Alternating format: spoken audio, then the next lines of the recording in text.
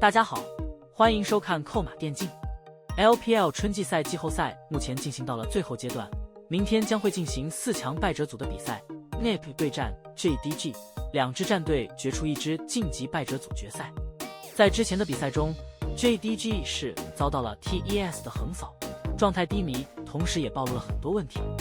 Ruler 选手是去年来到 LPL 赛区 ，JDG 战队组建了豪华顶配的阵容。Ruler 在下路展现出了极强的统治力，全年状态都很出色，观众们都纷纷表示 LPL 赛区能得到 Ruler 真的是太好了，在国际赛场上也会成为 LPL 赛区的一大杀器。Ruler 加盟 JDG 的这个事情，其实本质就是俱乐部财力的一个竞争。LCK 那边的俱乐部除了 T1 之外都没有那么有钱了，加上这几年电竞行业不那么景气，有很多队伍都选择缩减预算了。GEN 很难撑得住去年的那个配置，最后放弃 Ruler 也是实属无奈。相比之下 ，JDG 早在 S11年底的转会期就尝试通过砸钱砸出一个顶配阵容来。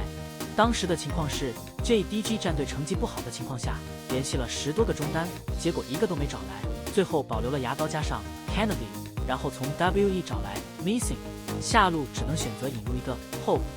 结果 JDG 以不那么出色的配置打出了非常好的成绩，还拿了冠军，这就使得 JDG 拥有了更强的吸引力。本身 JDG 在 S11年底想要花的钱就没花出去，去年看到 Ruler 是这个情况，直接果断出手。Ruler 作为一个常年征战赛场的老将，也曾有过状态不好的时期，但整体来说其保持状态的能力还是顶级水准。而在去年年底 JDG 战队阵容配置下滑，之前的上单369和中路 Knight 纷纷离队，在配置下降之后， JDG 战队主要的 carry 任务其实就落到了 Ruler 身上，因为牙膏是团队型中单， Kennedy 虽然实力强劲，但毕竟是一个打野选手。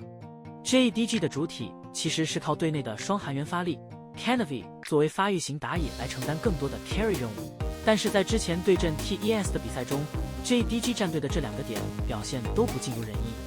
而观众们质疑最多的是 Ruler 选手，近期他不光是在比赛场上的发挥不佳，在日常训练中的表现也是不咋好。目前韩服处于一个大师分段，还没达到宗师，过程中打出了一大串的连败记录，这对于 LPL 来说可以说是一个坏消息。其实 Ruler 状态不好，早在常规赛阶段就有所体现。Ruler 今年的竞技状态相比于去年是大幅度下滑的，除了在春季赛前半段打出和去年一样的水准外，到了中段，尤其是中后半段表现开始出现问题。在之前对阵 WBG 的比赛中，其实 Ruler 发挥就没有那么亮眼，当时圣枪哥重回首发，拿下了3局比赛的 MVP， Ruler 是躺赢结束比赛。当时观众们都说现在的 JDG 能让 Ruler 躺赢是一件好事，但实际上 Ruler 躺赢的原因是他的状态真的不太好。对阵 TES 的比赛中，个人表现被 Jacklov 轻松压制，还遭到了限杀，而且把泽利瑞尔效果很差。与此同时 Missing 选手的实力似乎也有所下滑，再加上教练组头铁的 BP， JDG 现在暴露出来的问题是多种多样的。站在观众立场上，现在觉得比较可惜的是 JDG 季后赛关键的 BO5 中未能展现出应有的实力，而 JDG 输给 TES 之后调整的时间不多，需要在短短几天的时间内解决问题，通过击败 NiP 来重新获得士气上的加成。个人认为，从 LPL 赛区想要在世界赛上打出好的表现的这一角度出发，最理想的剧本还得是让 TES、JDG 和 BLG 这3支战队神仙打架，3支队伍都拿出自己最强的水准来打最后的比赛，然后决出2个名额来参加 MSI。JDG 战队其实是拥有可以冲冠军的实力的，他们的场均推塔数和场均小龙控制率等数据都位居前列，这反映了他们在比赛中的节奏掌控能力和团队执行力。JDG 的选手们实力均衡，没有明显的短板，无论是在对线还是团战中都能够发挥出自己的特点。此外 JDG 的战术体系也相当完善，能够根据对手的特点制定出有效的战术安排。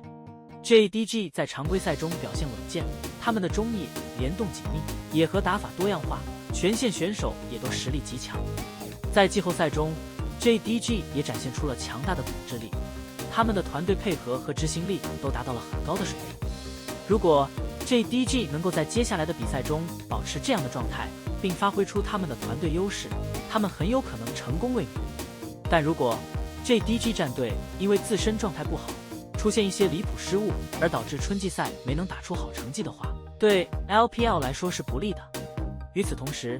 如果后面的比赛都呈现出偏一边倒的局面的话，对于 LPL 最强战队来说也是不利的，因为真正的顶级强队是需要通过高强度对决来磨练的。今年的 BOG 战队阵容配置非常强，但还没有经历过真正的 BO5 高强度对决。而 LCK 那边，不管是 HLE 打 GEN， 还是说 HLE 打 T1， 虽然说 T1 被横扫了，但从比赛内容来看，双方其实打的还是比较焦灼的。基本 LCK 现在的比赛都是靠后期团战博弈，大家都在拼细节操作，在高强度对决之下，逼迫选手去打出更极限的操作。LPL 也需要这样的比赛。好了，以上就是本期的全部内容。大家觉得 JDG 该怎样去做调整呢？大家有什么想说的？欢迎在下面的评论区交流讨论，我会去挨个查看。感谢老爷收看，欢迎点击订阅，我们下期再见。